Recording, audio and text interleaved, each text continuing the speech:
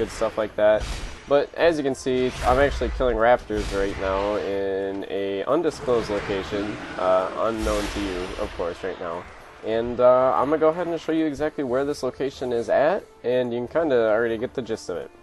So if we look here, I'm in Azuna, which is quite easy to get to, and the one thing we're looking for is this world quest called Blood Gazer Swarm. Now this world quest has the ability to give you tons upon tons of gold when this world quest is active. Now the reason this can give you tons of gold is if you are a skinner and you actually do take advantage of this farm. These mobs will constantly spawn over and over again as long as you do not kill the eggs.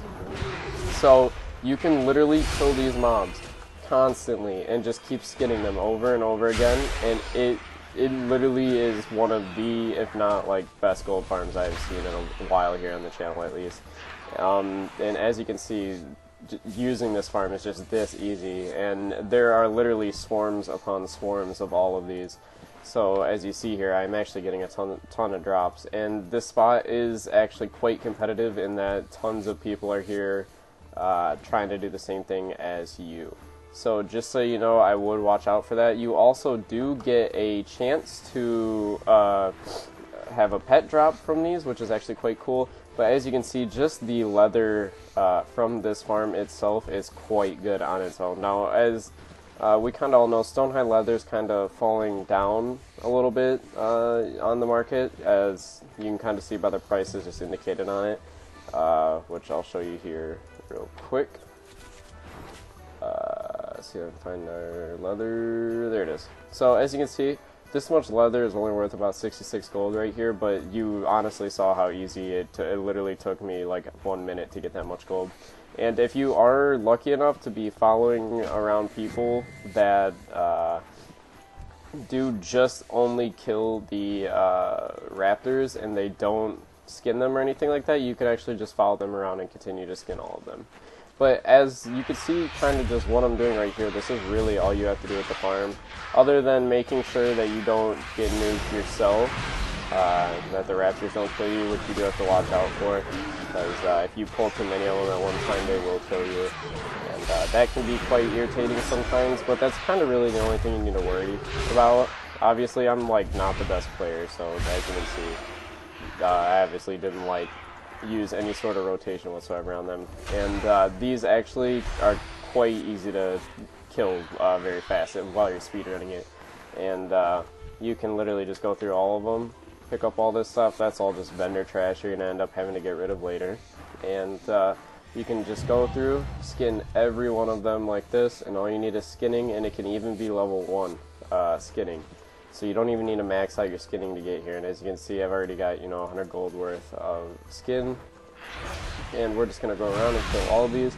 I imagine this character I have right now is not kitted out with like a ton of all legendaries and everything, but I imagine if you're kitted out, full mythic gear and stuff like that, you should be able just to go ahead and kill these super quickly. As you can see, some guy actually did kill all these and just kind of leave their skin here. So what I'm going to do, and this is actually what I advise you do as well, is take advantage of this situation and go ahead and skin all of these. If you're lucky enough to be the one guy that's here skinning all these, you could actually get a ton of leather out of this. I've been just kind of saving and stacking these up over the past, I want to say, while now, just loading them all off on the auction house now while I can. So just kind of letting you guys know now, while there is a market for Stonehide leather, you probably should farm it.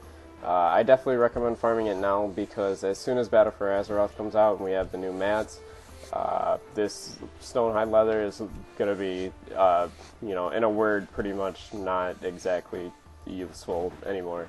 So it's definitely more worth it if you're going to farm Stonehide or have always wanted to try it or start it or something like that, and you want to begin doing that. This farm is very good for that, and you can also pick up a ton of the Stonehide now before it's gone. Now that's alright everybody, so what I'm going to do now is I'm just going to go ahead and show you the price of it on my auction house right now, and explain kind of the best way to sell these mats off on your own server and or auction house. So we're just going to look up Stonehide real quick, and as you can see, it's going for about 2 gold piece right here on my server. So we don't want to do what this guy's doing right here. We don't want to sell piece by piece, because that is like the worst way to get rid of all your stock. Many of the mats in Legion right now require up to about 50-ish stone leather between them all, so 50 is a good number to go ahead and split your stacks into if you want them to sell at the auction house quick. That's what I have been doing, and every piece of stone hide I have put on the auction house so far has actually sold. I've not actually had one auction expire. And as you can see, 5 going for about 15 there. And if we just keep going up, obviously we're just going to see the prices kind of steadily increase, as you can see. And the region average daily sold is about 4,000 right now on my server, which is quite good. If you see anything that high, it's definitely something you should probably go out and farm.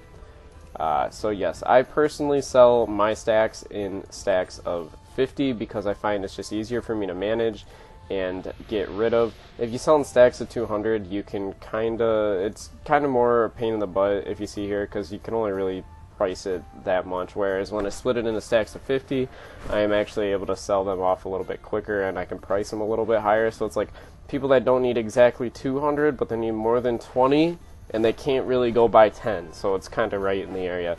This is my personal technique for selling stone hide leather. You can of course apply your own any which way that you want.